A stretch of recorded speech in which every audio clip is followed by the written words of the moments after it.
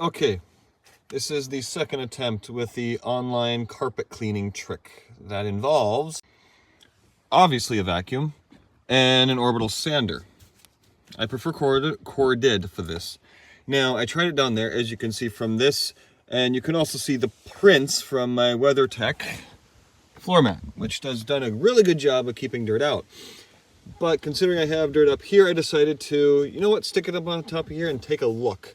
And, well, look for yourselves.